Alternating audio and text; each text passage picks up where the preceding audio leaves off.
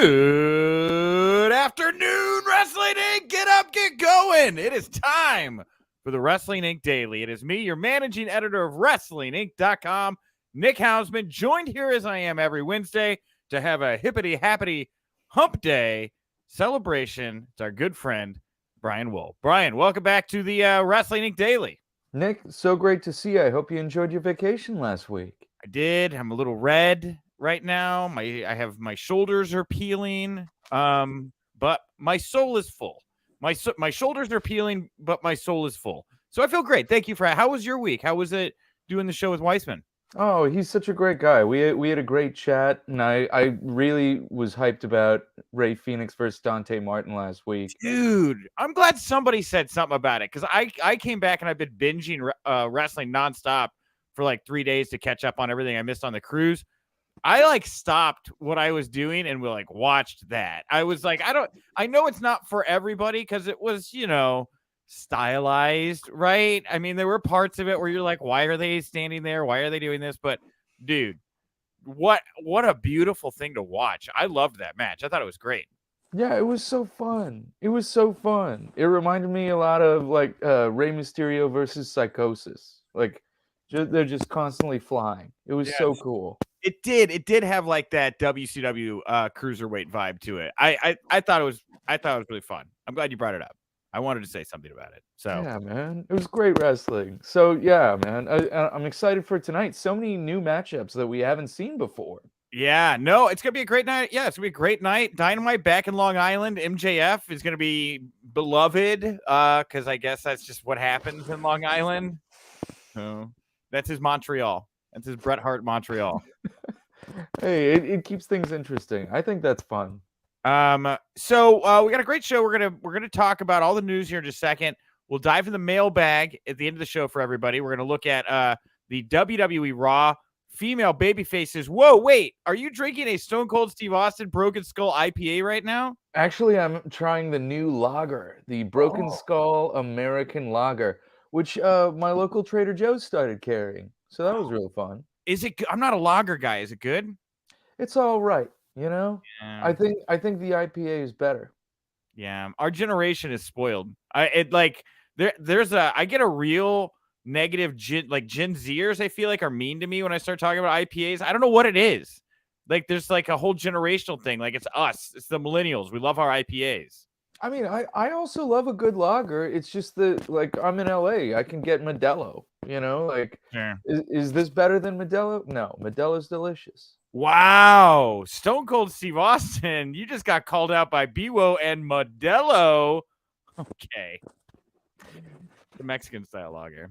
By the way, you're delicious though. They nailed it with that one. Your microphone is popping off your gimmick a little bit here. Sorry, I whapped it. You're whapping it around here right now. You're getting too excited talking about beer with me today. So it's a fun topic. Headlocked Heel, by the way, in the comment section saying I'm a Guinness guy. So, Sure. Yeah, he jumped right in. He loves it. And you can comment too as the show goes along. Say something nice. You could be like Blaze Radio here, who says, yo, yo, yo, it's your boy Blaze McCoy. And he's got the thumbs up. Thanks, Blaze. I like just saying that. Please don't spam us with job opportunities in the comment section. That's a request. I'm going to delete that and block it. I don't know who you are. Go away. But now it's time for news you can use. News that'll leave a bruise. Dude, bruising news here. This is kind of a long one. I didn't know what to include and not include, so I just decided to include most of it. This was first brought to my attention by Eric Mutter, one of our writers on staff. It's like, did you see what Kota Ibushi's saying? I was like, dude, I'm swamped right now. What's going on? Well, I'll start with the zinger right out the gate. Kota Ibushi yesterday tweets, I'll expose all about the former cheater's gun already returned and the sexually harassing bosses from the company president's lies to his unreasonable power harassment this time. Get prepared for this. Tospo, Tokyo Sports, and TV Asahi 2. I don't care. So basically, Kota Ibushi coming out swinging saying, I'm going to blow the whistle. I guess he's saying there's some bad behavior going off here at New Japan Pro Wrestling. Yeah, I was shocked when I read this on Twitter yesterday, and I was like, is this real? Is this some sort of Right. storyline? You know, they do some wacky stories in Japan, so like you never know. But oh my god, Yeah. I and for such a big star, you know, this is a former IWGP champion. Well, and we're still kind of going through the flows of speaking out, right? And it's very like uncommon for a guy in the business to kind of speak up like this, especially about management. We don't know the details here, but we do know that 4 hours later, Ibushi posted another tweet, posting a screenshot of a line chat Ibushi had with a New Japan higher up, only known as Kikuchi. Now, in the decision, Kikuchi suggests ending New Japan's contract with Ibushi, leading to the following exchange. Ibushi says, if I'm told so from the New Japan side, I can't complain. I'll get things settled. It's fine if you just fire me. The New Japan higher up says, I don't want to do that. What happened to you? To which Ibushi says, there's no reason whatsoever. I have no excuse either and don't know why. But I can't align with the company's rules. If this atmosphere is too weird, then it can be quick. So you can cut me with no remorse. And by the way, the eloquence in which this is being translated and written, it blows me away. But this is just, it seems like, I mean, there's more to this, which we can get into, but just deciding to stand his ground here. One day, I don't know. Wild, man. Yeah, it seems like there was some sort of incident where Ibushi was made to feel uncomfortable, doesn't trust the work environment. Oh my gosh. And how could you, like, this guy's a former IWGP champion. This is one of their biggest stars. I can't believe that. Wow. Yeah. And there's a nice write-up that Eric did on the site that has a lot more information about an injury that Ibushi been dealing with. I believe it was a shoulder injury, how he'd been kind of giving the inclination he was being made to work through that, and then he took a booking somewhere else and they got upset about it, and a whole bunch of pro wrestling drama, basically. So responding to a fan a short time later asking about the situation, Kota Ibushi responded by saying, what's black is black, and in Japan, referring to a company as black suggests that they are exploitative, which is kind of what I was just trying to lay out there.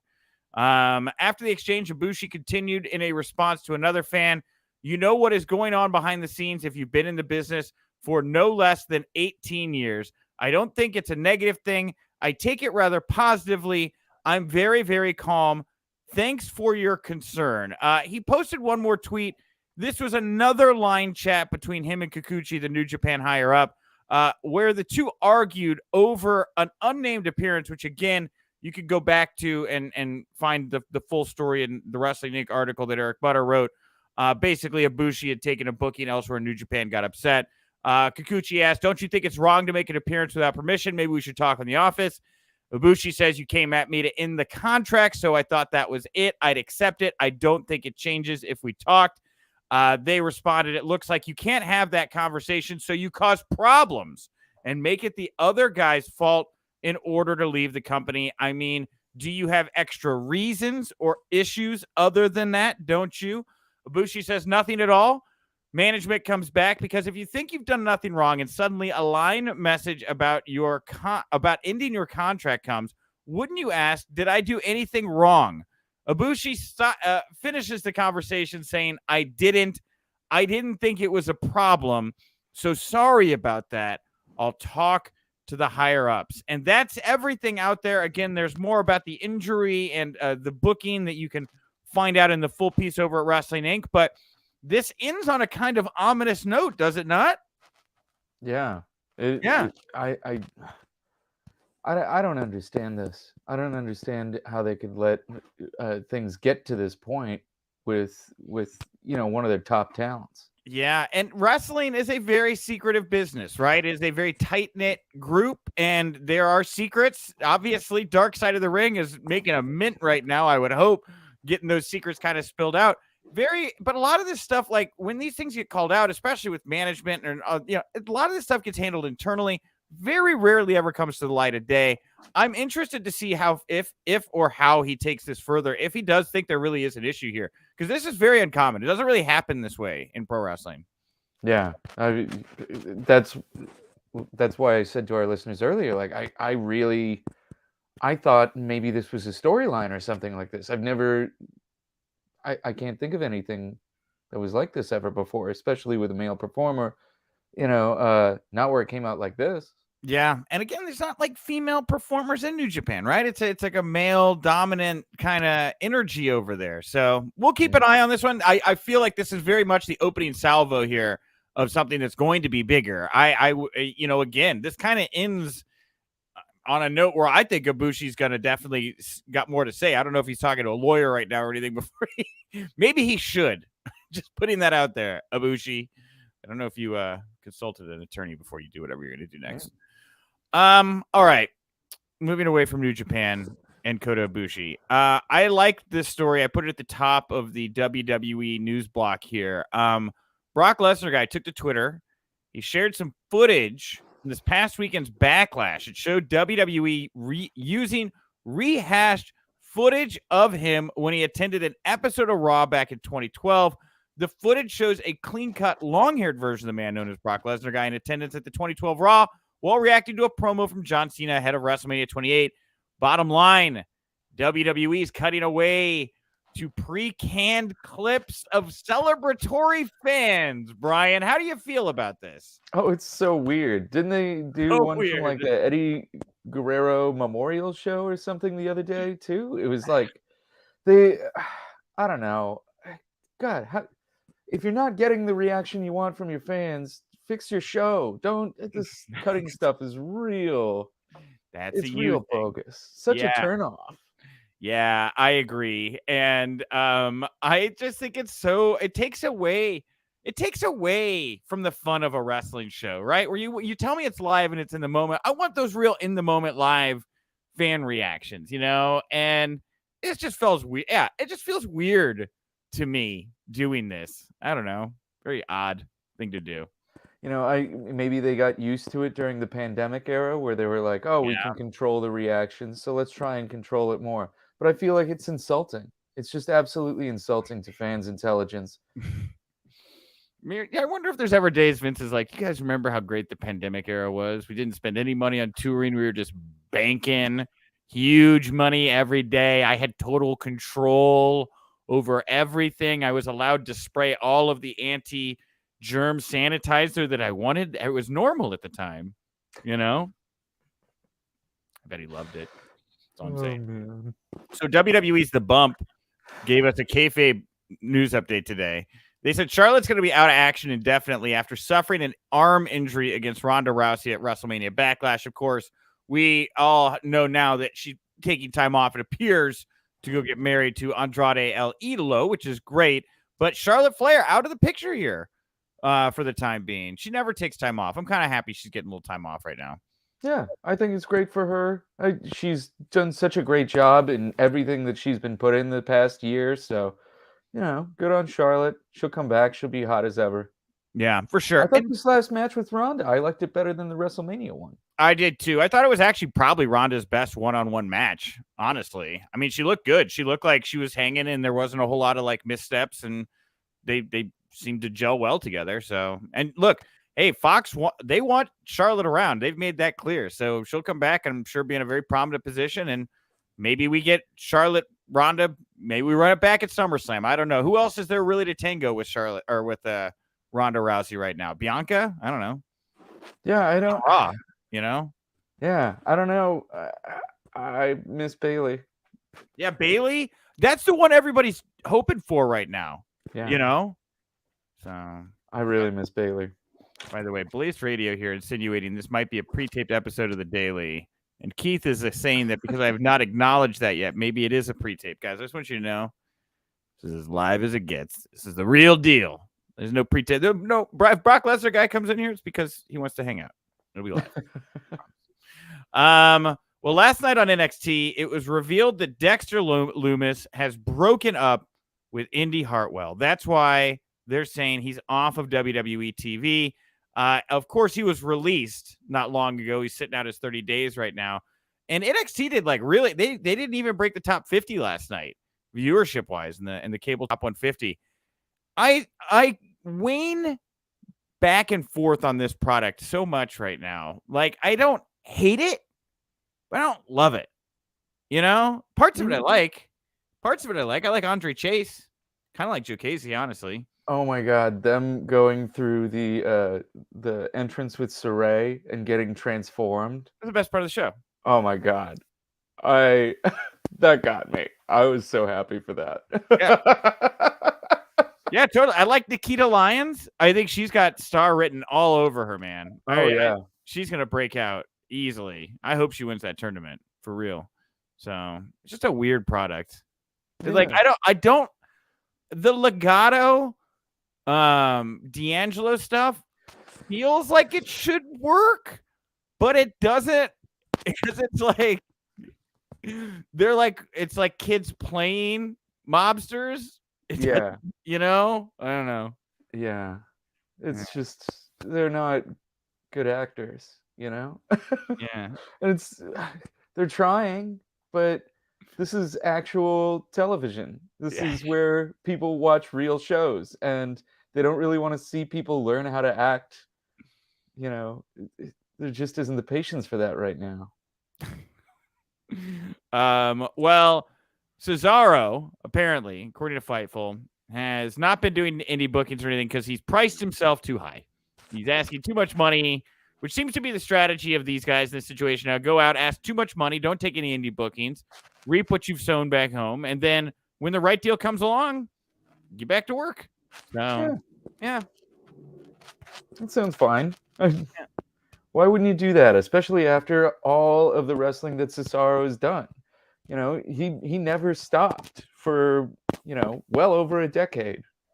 Yeah. No, I agree. Yeah, and look, the guy's definitely been through the ringer here physically. I mean, he worked a very intense style. I hope he's sitting in a hammock every day, just like soaking it in right now, not having to do anything.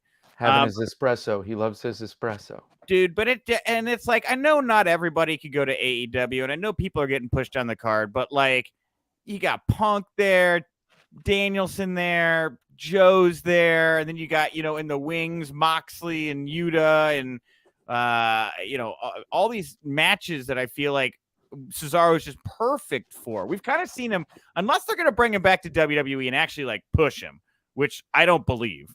If he's looking to just have some bangers and soak it in right now, I look, AEW is the place for Cesaro right now. Yes, 100%. And he deserves to get all the cheers in the world. You know, AEW is the Cesaro section. Mm-hmm. Yeah. Yeah, no, he'd be over like Grover there. And Sirius, by the way, caught up with Tony Khan, AEW owner, who revealed some exciting news. He said that later this year, AEW's Grand Slam is going to return to Arthur Ashe Stadium in Queens, New York, following the success of the event last year. And not only that, but he also indicated that the tennis venue would regularly play host to the event each and every year. So we're going to get an Arthur Ashe Stadium AEW Grand Slam show, I guess, every year. It's going to become a new tradition. Tony Khan loves his traditions, loves them. We do this every year. I like it. He's building a history. Not only that, it feels organic. It really feels like, when fans turn out at a specific venue and they make it a special event, Tony Khan sends love back to them, says, I remember how great this show was, and we're going to do it every year. I want to see you next year. And that's going to create a loyal fan base in those markets. I think that's just really smart business. And this episode of the Wrestling Inc. Daily is brought to you by Raycon. Moms out there, they're one of the few people that actually call you on the phone and they leave you voicemails anymore. They're like, hey, how's your pro wrestling journalism career going? And I'm like, every day is weird. I cover pro wrestling journalism. So, why not this Mother's Day? Why don't you spoil your mom with the gift of quality premium wireless audio, courtesy of our good friends over at Raycon. So Raycon are these wireless earbuds that I've got in my ear right now. They are must-have for super moms, all of those masters of multitasking who need to keep their hands free. With Raycons, they can stay entertained listening to their favorite podcast, music. They can take phone calls. I was just doing that in the other room. You got this vivid voice technology, all of it hands-free. Look, wearing them, not touching anything. They're user-friendly for moms that aren't used to like wireless technology. Easy to set up. I just opened up the case, which was super easy to do. And then, boom, on my phone, I went over to the Bluetooth area. It said everyday earbuds. I connected and I'm listening to the music and I'm talking on the phone. And this right here is great. They got all these different color options you can pick from. I chose black, like the black color, but you can find mom a color that suits her and her personality and her style. You're going to get these optimized gel tips. They're going to make sure that your earbuds fit perfectly in ear. You get to choose from one of 5 sizes. And trust me when I say this, they're not going to budge. Okay, they're not going to budge. Watch me. No budging. I'm swinging my head around. They're staying perfectly in my ear. So for the mom on the go, Raycons offer 8 hours of playtime, a 32-hour battery life with their compact portable charging case just right here. They're priced just for you. You get the great quality audio. You get half the price of other premium audio brands. And Raycon's everyday earbuds right here, they have over 49,000 5-star reviews. So tell your mom how much you love her. Make sure she hears it in crystal clear audio by going to buyraycon.com/wrestling inc to get 15% off your Mother's Day order. Again, that's buyraycon.com/wrestling inc. And we want to thank Raycon for sponsoring the Wrestling Inc. Daily. And we're back. Biwo, sorry there. I thought you were done with your thought. I thought that I was giving you the last line, and I think I cut you off. Oh, no worries. It's not okay. It's mean, you know? I don't know. I basically got it across. Like, Tony Khan's making smart business decisions. I think that's fair. Yeah, that's what I thought you were trying to say. Yeah. Kenny Williams, though, he's right. I sneaked you. I interrupted you with the advertisement. So it's okay. It gave me more time to drink this Broken Skull American lager. And look, Blaze Radio's right. That was a pre-tape. I lied to you. I said all live. That was not live. That was a cutaway. But I feel like it was, it was fine. Legally, I have to do it. We got a deal with Raycon, so it is what it is, Blaze. Okay, let's dive to the mailbag. I like today's mailbag. I kind of kept it off the main news block because I thought I wanted to have a nice conversation here in the mailbag. Who's your favorite female babyface on Raw? That's what I asked you all. The reason I asked this is because we got this internal roster from pwinsider.com for WWE Raw, noting the top baby faces and heels for the Raw brand internally right now. So over on Raw, let's start with the heels. We'll get to the baby faces in the poll, right? We'll start with the heels. They have 7 heels listed on Raw. Only 5 baby faces, 7 heels. Top heel, obvious. Becky Lynch, by a mile. Great heel. Second heel, Rhea Ripley, great pick. She looked dominant in Judgment Day. Loved it. I think good heel. Number 2, right? Number 3, Lacey Evans, who is... How about that? Who is not even yet technically on Raw, but I guess internally is, and has been doing these promos. And Issa was on the show yesterday and was like, I saw this heel turn coming a mile away. She's trying to lure everybody in. She's trying to lie to him and take him off guard. I don't know, man. What do you think about the fact they're making Lacey Evans a heel? It feels weird. Yeah. I felt like those promos were not leading to a heel turn, especially when she talked about her abuse. Yeah. It was, I don't know. It's going to feel weird to boo this person, but Lacey is a good heel, and I'm sure she will be able to do a good job, but oh my goodness. After you get me invested in someone overcoming abuse and their real life obstacles, it feels like I should be rooting for this person. I can tell that in her heart of hearts, she is a good person. She's a good mother. And she loves her husband. She loves her daughter. And now I'm going to boo her? What? This is so weird. It's so weird. I am with you 100%. And I see Chris Lonis here calling us marks and telling us we're trying to make Raw sound good. Did that sound like a gleaming endorsement of Monday Night Raw there as we sit and we ponder, what are you doing with this human being who has just broken down their soul and told us about their abuse and hardships in life? How is this person a heel? I'm with you, B-Wo. I'm a little pissed on this one. Yeah, I maybe they will convince me that this is a great idea, but right now I feel skeptical. Well, then we have Carmella. She's at number 4 and not even on TV right now. Behind her is Queen Zelina, who we don't really see. Dewdrop's in a tag with Nikki Ash, who's at number 7. Oh, never mind. There's 8. And then Tamina Snuka, who's the top female heel, I guess, of the 24/7 division. Doudrop Nikki Ash, weird. That part on Raw, didn't get it. Sorry, I don't know where that one's going. It's a 2-heel show, really, in my opinion. It's Becky Lynch and Rhea Ripley. Yeah. Right now, that's what's up. The other ladies have no heat right now. I don't understand their direction. It's very confusing.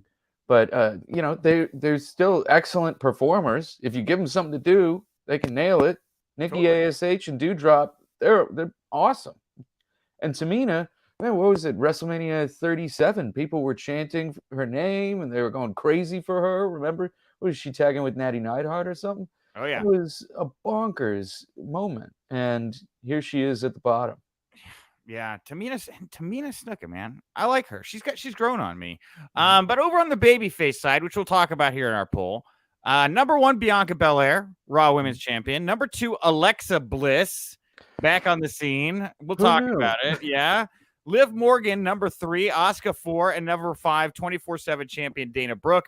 I meant to do an other category here for Dana and Asuka. I just brain farted and only listed 3 of the women. So apologies to Asuka and Dana. But with about 200 votes in the last hour, 38.6% of fans say Bianca Belair is their favorite female babyface, but a dead tie, 30.7% for Liv Morgan and Alexa Bliss. They both got the same. This is actually a very, very tight poll. I was not expecting this to be this close. Well, Alexa and Liv have very, very strong fan bases. They really have a great following. But I have to say, I'm an Asuka guy. I love Asuka so much. And good luck to these ladies keeping Asuka down on the list. Because every time Asuka gets a chance to be on camera, she steals the show. Well, I'm going to parrot Legit Heat Wrestling Show, who says Liv is too talented in the ring to be booked as bad as she is. And I'm with you, Legit Heat. I'm with you. I'm a Liv Morgan fan. I like Liv. I want to root for Liv. I want Liv to get her moment in the sun, and we will go for there. But I pick Liv. And I like Bianca Belair a lot, too. I think she's very, very talented. She's like a once-in-a-generation kind of performer. But emotionally, Liv Morgan's got me on the hook right now. I'm just going to say. So, anyway. All right, everybody, that's going to wrap us up here for today. I'll be back tomorrow. I'm going to be joined by Paul Pratt. We're also going to have a big mystery interview. I'm doing it in about an hour.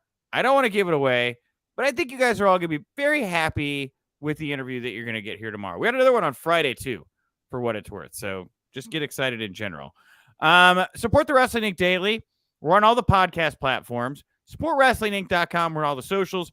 And, of course, support the Wrestling Inc. podcast. It goes down tonight after Dynamite. Tune in and check that out.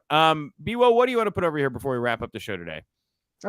Check out my podcast, My Favorite Friendship. We have a new episode coming out tomorrow about the group of friends who created what we know today as fantasy sports. Ooh. Yeah, it was actually a bunch of writers. It was the editor for Esquire magazine, the editor for Time.com, the editor for Miss Magazine, and Bruce McCall from the New Yorker, and a couple other folks, another author and a playwright. And they created fantasy baseball in 1980. Okay, then. All right. Wow. I never know exactly what you're going to pitch. Did not expect that one coming. But as a fantasy football fan, I'm interested. I'm at Nick_Houseman over on Twitter. Thanks so much for tuning in, everybody. I'll talk to you tomorrow. And remember, if you winked, you didn't miss it.